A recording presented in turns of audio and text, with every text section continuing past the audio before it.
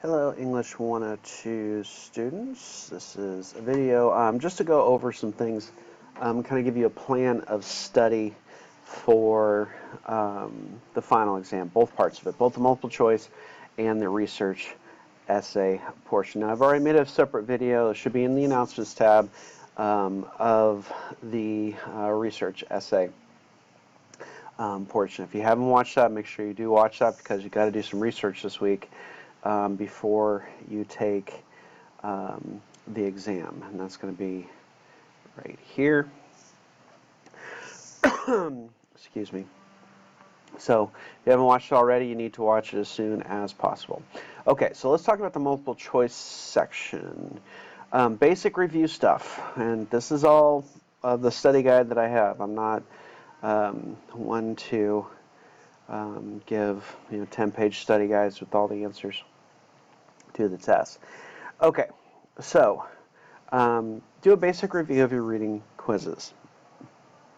I'm going to try to put together a list with all the reading quizzes that we've taken this semester. You're going to have to give me some time on that because I have to dig up all the lesson plans, and to be honest, there are some lesson plans where the folder is in Bruton, and I haven't been there for a while. However, on the quizzes you do have, make sure that you review the answers to the reading quizzes. Journal topics, or the discussion questions once we move to the online environment. But the journals and discussion questions, think of those as not just necessarily the questions itself, but the topics that are covered there in terms of the multiple choice test. Because, for example, some of the journals and discussion questions, you are answering multiple questions at the end of the book or the end of the work, and you're also talking more thematically about stuff from the works. But for the multiple choice test, you might be asked things about, say, major themes in Othello, which the following is best describes Othello's tragic flaw. Something like that. That's what you're looking for in studying your journal topics and your discussion questions. Sorry, my son's practicing his clarinet in the background. Know the works that were used for the literary terms quizzes. Skipping down number 5 here. Which, there's a poem. There is the lottery, which we also discussed in class. And I believe Before Breakfast was used for the drama literary terms quiz. Just review those works before going into the final.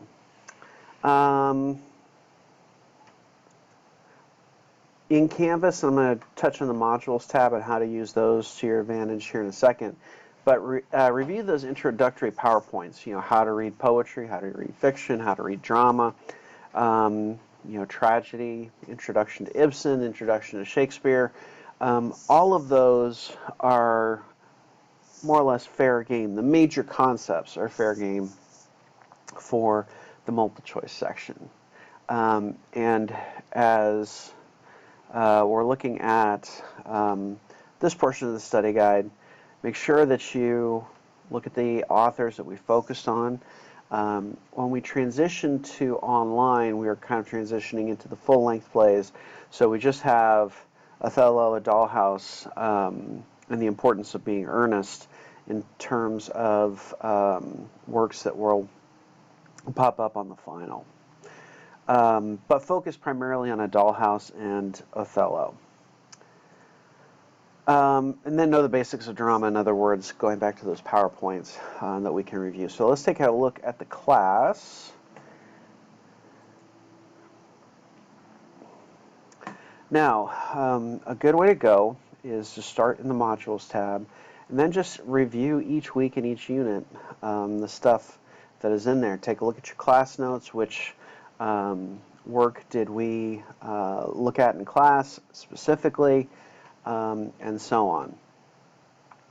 Okay. Fiction overview. That's the PowerPoint that I was talking about just a second ago. And then, just review these readings. Know the stories, or at least the basics of the stories. I'm not going to say, ask you something like in How I Met My Husband, what was the color of her dress when she went to go visit the pilot at the fairgrounds?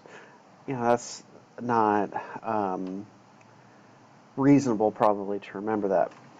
But what would be reasonable is to ask a question like, the main character in How I Met My Husband fell in love with a blank truck driver, pilot, teacher, whatever it might be, on the multiple choice. So that's the kind of question I'm trying to put on, or I tried to put on the exam. Let's see, how to analyze lit. All of these are fair game.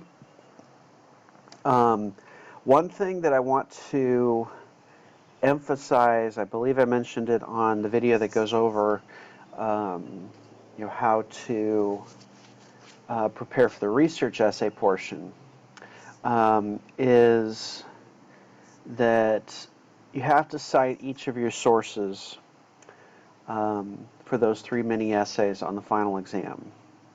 I am expecting perfection on your citations of the textbook, because there's been a lot of cases this semester where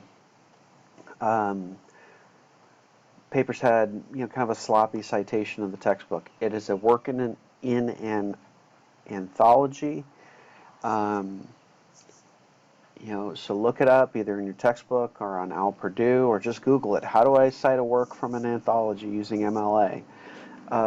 Those I'm going to be paying particular attention to.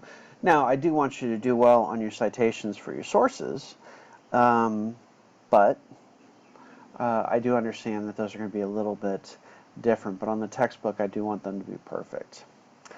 Let's see. Oh, and if you want an example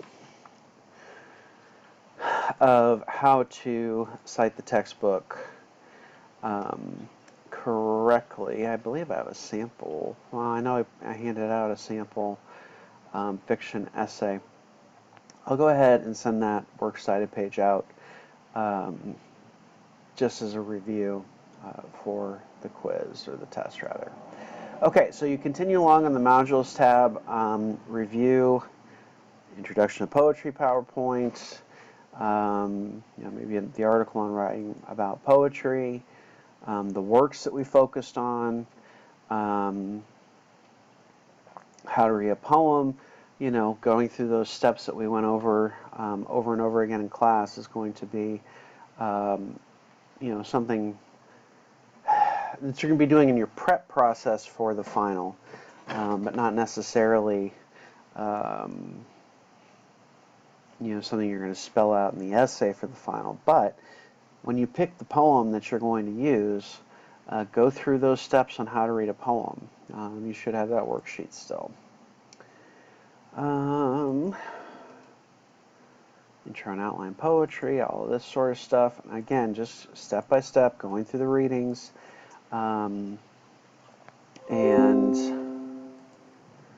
stupid pop-ups. Explanation of Ibsen and tragedy. You're going to apply that to Othello as well. As I mentioned before, Othello and A Dollhouse are going to be the primary focus on the final. The importance of being earnest is certainly, something you should review, but I would spend more time studying the other 2 plays than Wilde's work. Okay, and then we come down to the final exam. Study guide that I had up and I showed you is posted in here. The research project portion, the assignment itself, is posted here. Again, I did a separate video going over that. And you do need to complete all items, but if you feel like taking the essay portion before you take the multiple choice, all you have to do is click through this stuff and it'll let you do that. You don't have to start the quiz first thing. Let me go ahead and show that.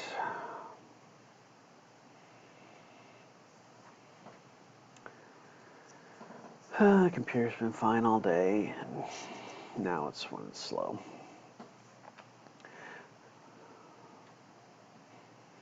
Okay, so you scroll down to the bottom of the page. You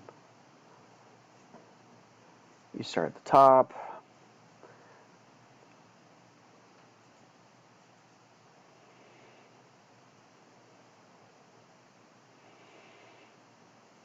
That's the assignment for the research portion. Okay, so here's the multiple choice section. Now, rather than clicking on take the quiz, if you want to do the essay portion first, just click next. And you can take that portion of the exam by clicking there. So I'm also going to post this video. I'm going to send it out via email, but I'm also going to post this video in the announcements tab on the class page.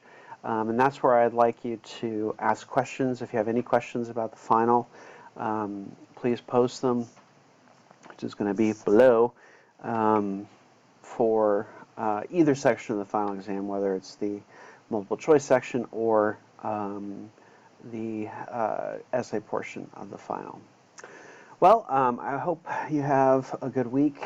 Study hard. Let me know if you have any questions, and I'll get back to you as soon as I can. Be looking for the copy and paste of all the quizzes. I should get that out today-ish. We'll see how the evening goes, but certainly no later than tomorrow morning. All right, well, good luck with your finals, and I will talk to you all